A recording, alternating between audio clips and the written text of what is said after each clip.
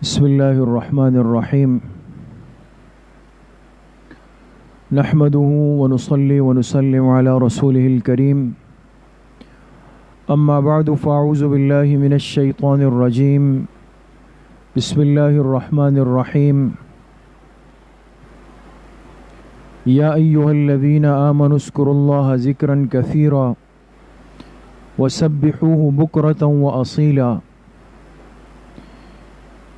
وقال النبي صلى الله عليه وسلم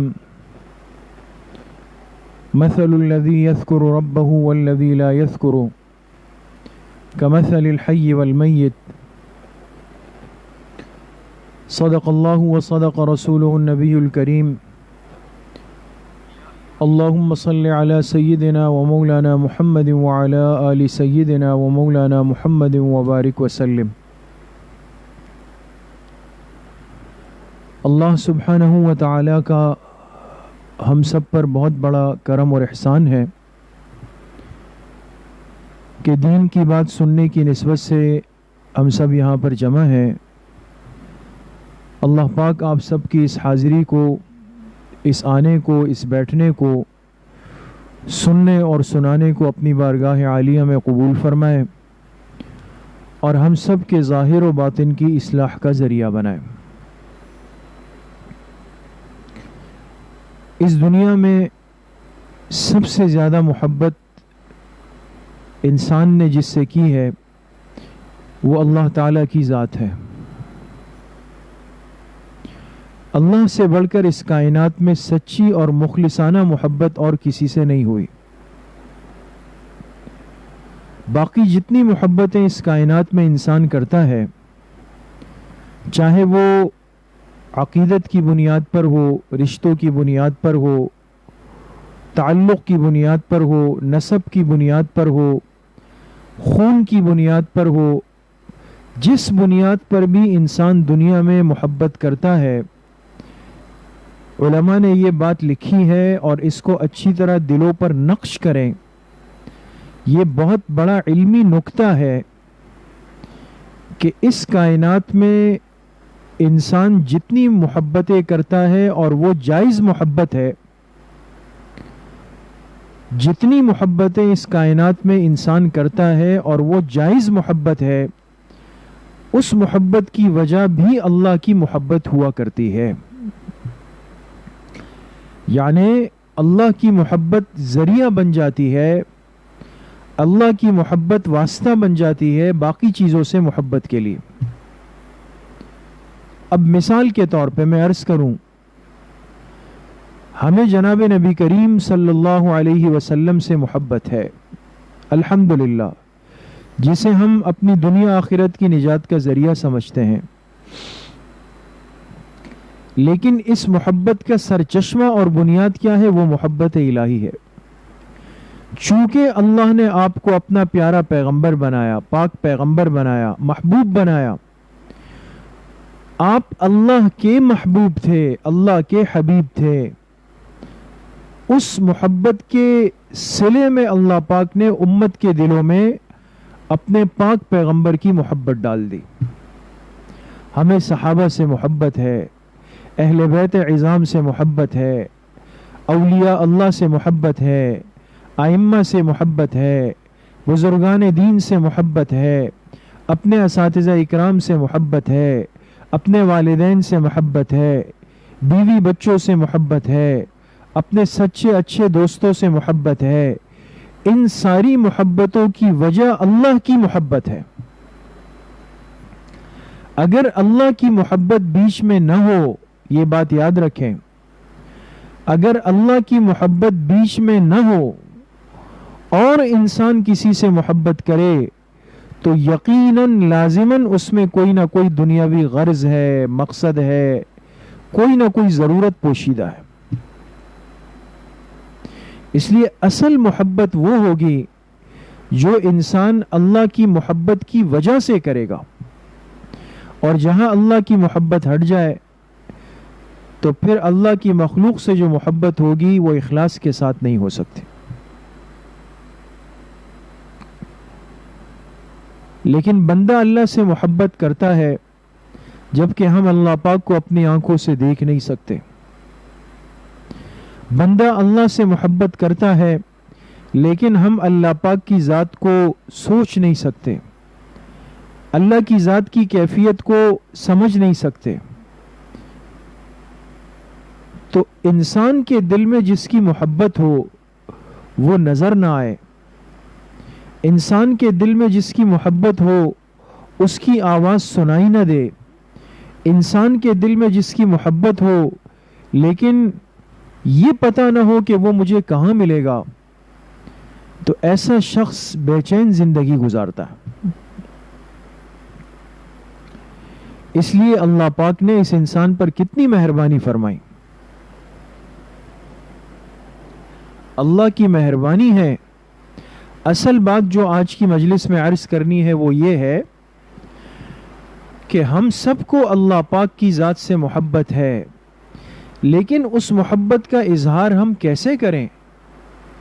ہم نے تو کبھی اللہ پاک کو اپنی آنکھوں سے دیکھا نہیں, ہمیں تو یہ نہیں پتا کہ اللہ پاک کہاں ملیں گے, ہمیں یہ نہیں پتا کہ اللہ پاک کیسے ہیں, یہ کچھ نہیں. ہم تو اللہ پر ایمان لانے کے مکلف اور پابند ہیں. تو ہمارے دلوں میں جو اللہ کی محبت بیٹھی ہوئی ہے, جو اللہ کی محبت کا جذبہ ہے, ہم اس کا اظہار کیسے کریں؟ اس کے لیے اللہ پاک نے ہمیں جو طریقہ بتایا, جو عمل بتایا, جو راستہ بتایا, وہ کون سا راستہ ہے؟ وہ اللہ کے پاکیزہ ذکر کا راستہ ہے, اللہ کے مبارک نام کے ذکر کا راستہ ہے.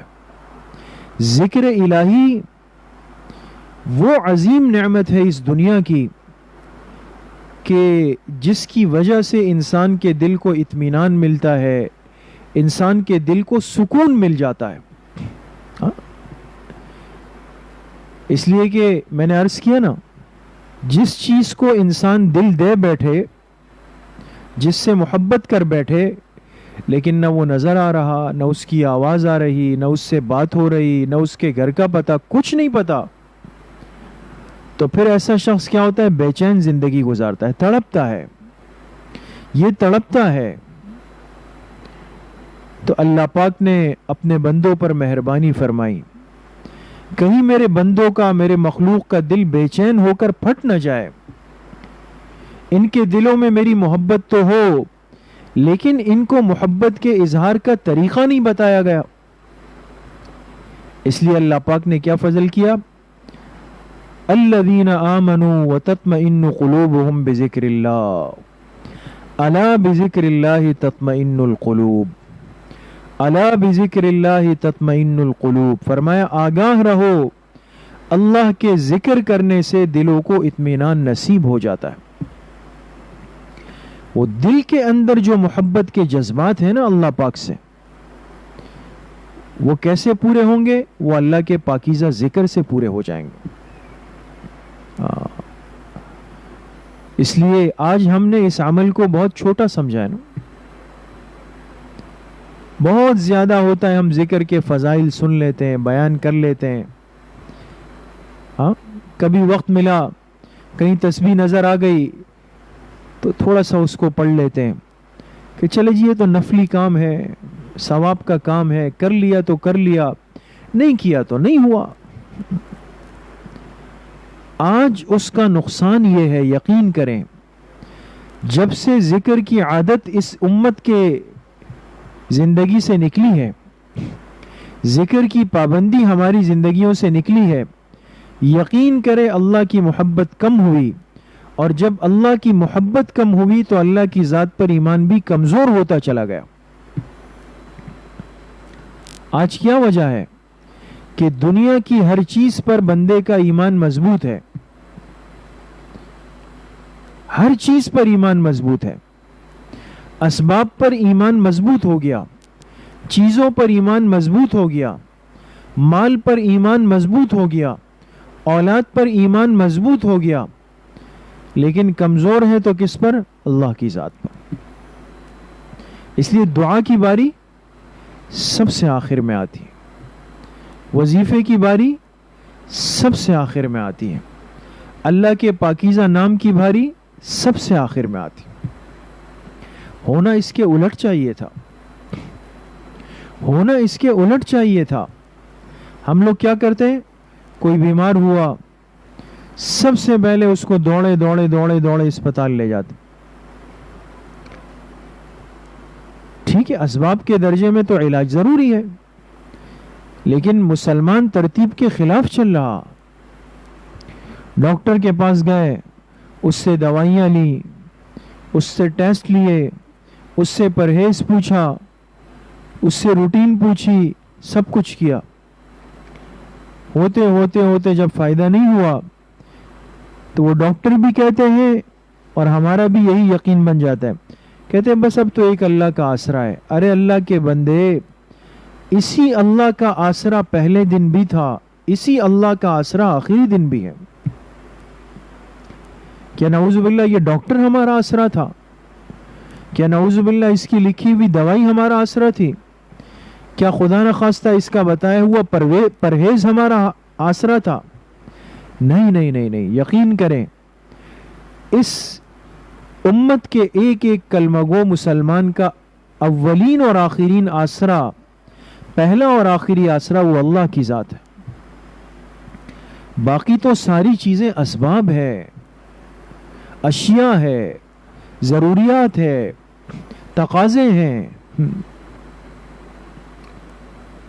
تو ہونا تو یہ چاہیے کہ آج اگر ہماری کوئی چھوٹی ضرورت ہو، بڑی ضرورت ہو، مشکل کام ہو، آسان کام ہو، بیماری ہو، کام پھنسا ہوا ہو، رزق کی تنگی ہو، کام کی تنگی ہو، گھر کی پریشانی ہو، اولاد کی پریشانی ہو، رشتوں کی پریشانی ہو، کسی بھی چیز کی پریشانی ہو، مسائل ہو، مصائب ہو، سب سے پہلے یہ بندہ اللہ پاک کے پاس آئے. آج ہمارا یہ ایمان کیوں نہیں بنا ہوا؟ آج مجھے اور آپ کو اور اس امت کو یہ بات سمجھ کیوں نہیں آ رہی کہ میرا ایک ایسا رشتہ بھی ہے، ایک ایسا تعلق بھی ہے، ایک ایسی دوستی بھی ہے کہ جس ذات کی دوستی پر کوئی دوستی غالب نہیں آ سکتی، جس کے رشتے پر کوئی رشتہ غالب نہیں آ سکتا، جس کے تعلق پر کوئی تعلق غالب نہیں آ سکتا، جس کی طاقت کے اوپر کسی کی طاقت نہیں آ سکتی، اور جس کی قدرت کے اوپر کسی کی قدرت نہیں آ سکتی. ہم نے وہ مضبوط سہارا چھوڑا اور جا کے کیا کیا؟ کمزور سہارے پکڑ لیے. اس لیے قرآن کریم نے ان کمزور سہاروں کو تشبیہ دی کس سے؟ کمثل العنکبوت. کمثل العنکبوت فرمایا یہ بندہ اللہ کو چھوڑ کر جس سہارے کے پاس جاتا ہے، اس سہارے کی مثال ایسی ہے جیسے مکڑی کا جالا ہے. اتخذت بیتا وان اوہن البیوت لبیت العنکبوت. اور فرمائے مکڑی وہ ہے جو اپنا گھر بناتی ہے، اپنا جالا بنتی ہے، لیکن گھروں میں سب سے کمزور ترین گھر وہ مکڑی کا ہے. بیت العنکبوت فرمایا اس کو. کیا مطلب؟ ایک جھاڑو پکڑی آپ نے، مستورات گھر کی صفائی کرتی ہے تو اگر کچھ وقت گزر جائے تو آپ دیکھیں دیواروں پہ جالے بن جاتے ہیں نا. تو وہ بڑی جھاڑو اٹھائی اور ایک جھاڑو پھیری تو سارے جالے اوپر سے ختم، صاف. دیکھیں اللہ پاک نے کتنے پیارے انداز میں سمجھایا کہ مجھے چھوڑ کر جتنے سہارے تم پکڑو گے وہ سہارے تو مکڑی کا جالا ہے، وہ تو مکڑی کا جالا ہے. تو آج یہ کمزوری ہمارے اندر کیوں آئی؟ ہم کمزور سہاروں کی طرف کیوں گئے؟ اس لیے گئے، بات پہ غور کریں. ہم اللہ کو چھوڑ کر دوسرے سہاروں کے پاس اس لیے گئے کہ ہمارا ایمان اللہ کی ذات پہ کمزور ہوا. اور ایمان کیوں کمزور ہوا؟ اس لیے کہ اللہ کی محبت دلوں میں کم ہو گئی. اور اللہ کی محبت کیوں کم ہوئی؟ اس لیے کہ ہم نے اللہ پاک کے ذکر کو اپنی زندگی سے، اپنے معمولات سے ہٹا دیا. یہ ہے ایک پورا جوڑ، یہ ہے ایک پوری ترتیب.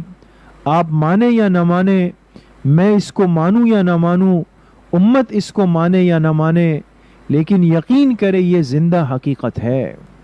یہ زندہ حقیقت ہے کہ اللہ کے ذکر سے اللہ کی محبت آتی ہے، اللہ کی محبت سے اللہ پر ایمان مضبوط ہوتا ہے، اور جب ایمان مضبوط ہوتا ہے تو انسان اللہ ہی کو اپنا آخری اور اولین سہارا سمجھتا ہے.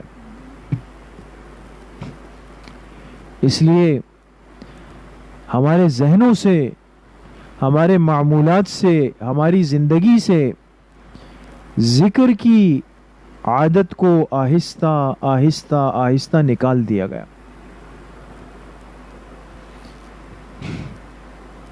نکال دیا گیا.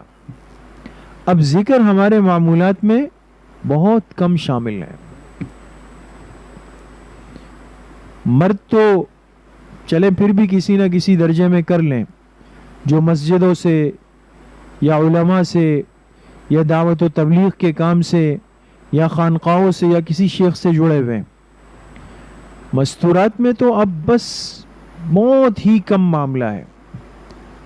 بس جو بزرگ مستورات ہیں یا جو صاحب اعمال مستورات ہیں بس ان کا ہے. باقی ہماری بچیاں، ہماری مستورات، ہماری طالبات، یہ ایک بہت بڑا المیہ ہے، ہماری ایک کمزوری ہے. ہم سب اس میں اجتماعی طور پہ مبتلا ہو چکے ہیں. تو یقین کریں اللہ کا ذکر جو ہے یہ ایک نور ہے، یہ ایک برکت ہے، اور ایسا نور اور ایسی برکت ہے، یقین کریں کہ جب یہ انسان کے دلوں میں آتا ہے، زندگیوں میں آتا ہے، تو زندگی چمک جاتی ہے. زندگی چمک جاتی ہے. یقین کریں آپ کا تعلق دین یا دنیا کے جس بھی شعبے سے ہو، دین میں ہو یا دنیا میں ہو، لیکن آپ کے پاس ذکر کی عادت ہے، ذکر کی کثرت ہے نا، یقین کریں اس ذکر کے انوارات آپ کو اپنے دین اور دنیا کے اس شعبے میں نظر آئیں گے.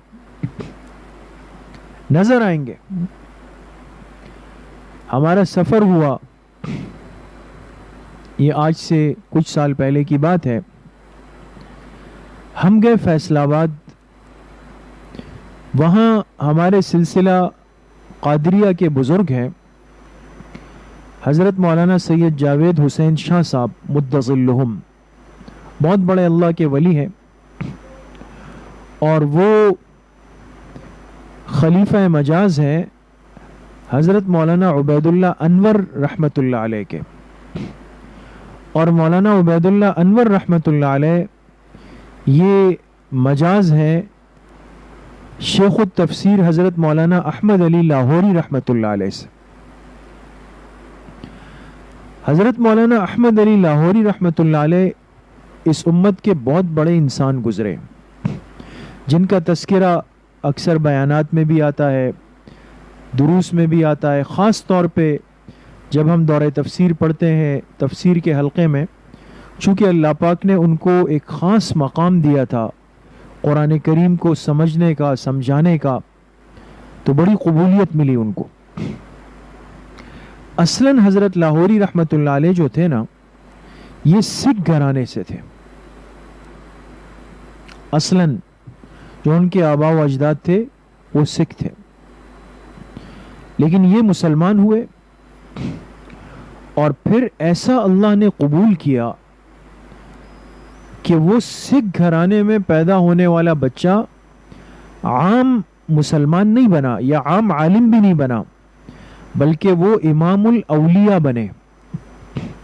امام الاولیاء اور امام التفسیر. یعنی آپ اس سے اندازہ لگائیں کہ ہماری جو علم کی سند ہے نا، جیسے آپ مدرسۃ البنات میں اس وقت تشریف فرما ہے یا جہاں تک آواز جا رہی ہے، تو سب جانتے ہیں کہ جتنے مدارس دینیہ ہیں اہل حق کے، جہاں ہمیں دین کا صحیح علم پڑھایا جاتا ہے، سکھایا جاتا ہے، سمجھایا جاتا ہے، اس سب کی سند جا کر دارالعلوم دیوبند سے مل جاتی ہے. اور وہاں سے الحمدللہ یہ سند جا کر مدینہ منورہ میں جناب نبی کریم صلی اللہ علیہ وسلم کے قلب مبارک سے جڑ جاتی ہے. ہمارے اکابر اور اساتذہ کے پاس اور الحمدللہ ہمارے پاس ہمارے علم کی، ہمارے تصوف کی ہر سلسلے کی پوری سند موجود ہے. ہم بغیر سند کے نہیں بیٹھے ہوئے. آپ اس پر اور ہم اس پر اللہ کا شکر ادا کرنے والے بنے. سند کی بہت بڑی حیثیت ہوتی ہے. تو خیر، تو حضرت لاہوری رحمت اللہ علیہ کو اللہ پاک نے ایسا قبول کیا کہ امام الاولیاء بنے، اولیاء کے امام تھے، اور ایسی تقوی، ایسی طہارت والی، ایسی پاکیزہ زندگی گزاری کہ جب ان کا انتقال ہوا تو ان چند ہستیوں میں سے ایک ہے کہ جن کی قبر سے ان کی وفات کے بعد کئی دن تک خوشبو آتی رہی. آج بھی لاہور میں مشہور قبرستان ہے میانی شریف کا. ہم جب بھی لاہور جاتے ہیں تو کوشش کرتے ہیں حضرت لاہوری رحمت اللہ علیہ کی قبر مبارک پہ حاضری دیں. یقین کریں اس قبرستان، میانی قبرستان کا ایک احاطہ ہے جس میں حضرت لاہوری قدس اللہ سرہ کی قبر ہے، اور ان کے ساتھ اور بہت سارے علماء اب قریب میں دفنائے گئے ہیں. اس احاطے میں آپ داخل ہو، اتنا ایک سکون قلبی ہے، اطمینان قلبی ہے کہ انسان کی دل کی کیفیت بدل جاتی ہے. اگر ہم جیسے سیاہ کاروں کو محسوس ہوا ہے تو آپ بتائیں کہ وہاں پر ان پاکیزہ روحوں کا فیض اور ان کے برکات و انوارات کیسے ہوں گے. تو حضرت لاہوری رحمت اللہ علیہ ان ہستیوں میں سے ہیں کہ جن کی قبر سے خوشبو آئی.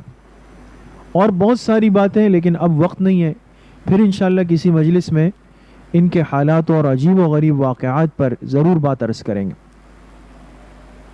تو حضرت لاہوری رحمت اللہ علیہ کے بیٹے ہیں مولانا عبید اللہ انور رحمت اللہ علیہ، اور وہ حضرت کے اپنے والد کے مجاز تھے، اور ان کے مجاز ہیں پھر فیصل آباد میں حضرت مولانا سید جاوید حسین شاہ صاحب دامت برکاتہم، جن کی بات میں عرض کرنا چاہتا ہوں.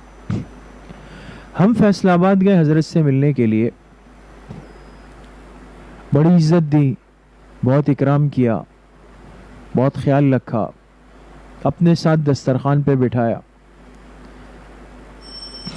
تو پھر پوچھا کہ آپ حضرات کیا کرتے ہیں، کہاں سے پڑھا ہے، کہاں کے فاضل ہیں. ہم نے اپنی طالب علمی کی زندگی کے بارے میں بتایا کہ الحمدللہ ہم نے ہمارا مادر علمی جو ہے وہ کراچی میں جامعۃ العلوم الاسلامیہ علامہ بنوری ٹاؤن ہے. وہاں کے اساتذہ سے الحمدللہ ہم نے پوری تعلیم مکمل شروع سے آخر تک حاصل کی ہے، اور اب اپنی مسجد میں کسی نہ کسی درجے میں خدمت کر رہے ہیں. تو کافی دیر ہم بیٹھے رہے. اچھا، اللہ کی شان دیکھیں کہ اس دوران حضرت سے ہم نے حدیث کی اجازت بھی لی، اور بھی بہت ساری باتیں ہوئی. حضرت نے اپنے واقعات بھی سنائے، حالات بھی بیان کیے. لیکن جب ہم جانے لگے، رخصت ہونے لگے، حضرت سے ملنے لگے، تو اس رخصت ہوتے وقت حضرت نے ایک جملہ فرمایا. شروع میں نہیں کہا، لیکن رخصت ہوتے ہوئے یہ بات فرمائی جو میں آپ سے عرض کرنا چاہتا ہوں، اور جو آج کے موضوع سے مناسبت رکھنے والا ایک بڑا عجیب و غریب جملہ ہے. جب ہم جانے لگے، حضرت سے معانقہ کیا، مصافحہ کیا، تو ہمیں فرمایا کہ دیکھیں، اللہ کے ذکر سے علم کے اندر نور آتا ہے. یہ ایک جملہ فرمایا. اللہ کے ذکر سے علم کے اندر نور آتا ہے. یہ ان کی ایک نصیحت تھی. اور اشارہ اور تنبیہ بھی تھی کہ چونکہ آپ لوگ پڑھنے پڑھانے سے جڑے ہوئے ہیں، علم کے کام سے جڑے ہوئے ہیں، تو یہ بات سمجھ لیں کہ اس علم کے کام میں نور اس وقت آئے گا جب آپ کے پاس ذکر کی عادت ہوگی، ذکر کی کثرت ہوگی، ذکر کی پابندی ہوگی۔ یہ ان اللہ والوں کی زندگیوں کے تجربات ہیں، ان کا خلاصہ ہے۔ آج کیا وجہ ہے کہ پڑھانے والا معلم، پڑھانے والی معلمہ، دین کے کسی بھی شعبے میں کام کرنے والے لوگ، دنیا کی حلال محنت کرنے والے تاجر، ملازم، کسان، مزدور، گاڑی چلانے والا، کوئی بھی ہے، یا گھروں میں رہنے والی، گھر کا خیال رکھنے والی مستورات، بچوں کو سنبھالنے والی مستورات، ہماری زندگی کے جس شعبے سے جڑے ہوئے مرد عورت ہے، آج کیا وجہ ہے کہ مجموعی طور پہ اگر دیکھا جائے، مجموعی طور پہ، کلی نہیں، مجموعی طور پہ دیکھا جائے تو ہر ایک کی زندگی میں ایک بے چینی کیوں ہے؟ یقین کریں آج ہمارے پاس ایک نعمت ایسی ہے جو ہم نے خود ضائع کر دی، اور وہ ہے ذکر الہی کی نعمت۔ اس نعمت کو ہم نے اپنی زندگیوں سے نکالا۔ اس لیے فرمایا نا، نہ دنیا سے، نہ دولت سے، نہ گھر آباد کرنے سے، نہ دنیا سے، نہ دولت سے، نہ گھر آباد کرنے سے تسلی دل کو ملتی ہے خدا کو یاد کرنے سے۔ نہ دنیا سے، نہ دولت سے، نہ گھر آباد کرنے سے تسلی دل کو ملتی ہے خدا کو یاد کرنے سے۔ یہ ایک حقیقت ہے۔ اگر ہم دین کے کام میں رہ کر بھی دل کا سکون نہیں پا سکے، ہم حلال کام کرتے ہوئے بھی دل کا سکون نہیں پا سکے، تو کمزوری ہم نے چھوڑی ہے۔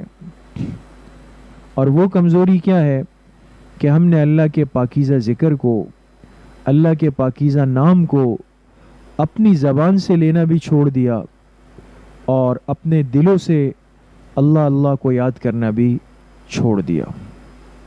اس لیے کہ اللہ والے فرماتے ہیں، کتنی تسکین ہے وابستہ تیرے نام کے ساتھ، کتنی تسکین ہے وابستہ تیرے نام کے ساتھ، نیند کانٹوں پہ بھی آ جاتی ہے آرام کے ساتھ۔